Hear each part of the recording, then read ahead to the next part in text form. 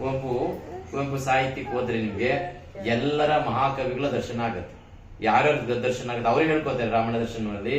ಹೋಮರಿಗೆ, ವರ್ಜಿಲೆ, ಡಾಂಟೆಗೆ, ಮಿಲ್ಟನ್ಗೆ, ನಾರಾಯಣಪ್ಪನಿಗೆ, main ಪಂಪನಿಗೆ, ರಸ ಋಷಿ, ವ್ಯಾಸ, ಭಾಸ, Bhavabhuti, main ಕಾಳಿದಾಸಾದ್ಯರಿಗೆ, Nannaya, Firdausi, Kambara, ಅರವಿಂದರಿಗೆ, ಹಳಬರಿಗೆ, ಹೊಸಬರಿಗೆ, ಹಿರಿಯರಿಗೆ, ಕಿರಿಯರಿಗೆ, ಕಾಲ, ದೇಶದ ನುಡಿಯ, ಜಾತಿ ವಿವಿಧ ಲೆಕ್ಕಿಸದೆ ಕಲಾಚಾರ್ಯರೆಲ್ಲರಿಗೆ.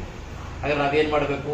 ಕುವೆಂಪು ಅವರು ಓದ್ರೆ ಅಷ್ಟೂ ದಾರ್ಶನಿಕರ ಕೃತಿಗಳು ಓದೋಷ್ಟು ಅಷ್ಟೂ ದಾರ್ಶನಿಕರ ಬುದ್ಧಿಭಾವಗಳು ನಮಗೆ ಬೆಳೆಯುತ್ತೆ.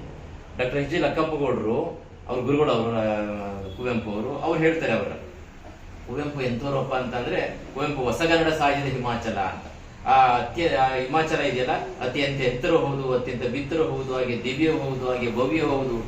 ಕುವೆಂಪುವಿಗೆ 100 ಮುಖ, 100 ಮಟ್ಟ, 100 ದಾರಿ, ಒಂದೊಂದು ಮುಖದಲ್ಲಿ ಒಂದೊಂದು ದಾರಿಯಲ್ಲೂ ಒಂದೊಂದು ರೀತಿ ವಿಶಿಷ್ಟ ಅನುಭವದ ಶ್ರೀನಾಥಗಳ ಹೃದಯವನ್ನು ತುಂಬುವಂಥದ್ದು. ಯಾರ್ಯಾರಿಗೆ? ಭಕ್ತರಿಗೆ, ವಿರಕ್ತರಿಗೆ, ಋಷಿಗಳಿಗೆ, ವಿಜ್ಞಾನಿಗಳಿಗೆ, ಕವಿಗಳಿಗೆ, ರಾಜಕಾರಣಿಗಳಿಗೆ, ಸನ್ಯಾಸಿಗಳಿಗೆ, ಸಂಸಾರಿಗಳಿಗೆ, ಎಲ್ಲರಿಗೂ ಬೇಕಾಗುವಂತಹ ಜ್ಞಾನ, ಓದು ಅವ್ರ ಹತ್ರ ಇದೆ. ಆದ್ರೆ ಓದುವ, ಕೇಳುವ ತಾಳ್ಮೆ ನಮ್ಗೆಲ್ಲ ಬೇಕಷ್ಟೇ. ನಮಸ್ತೆ. ಕುವೆಂಪು ಅವರ ಜಯಂತಿಗೆ ಶುಭ.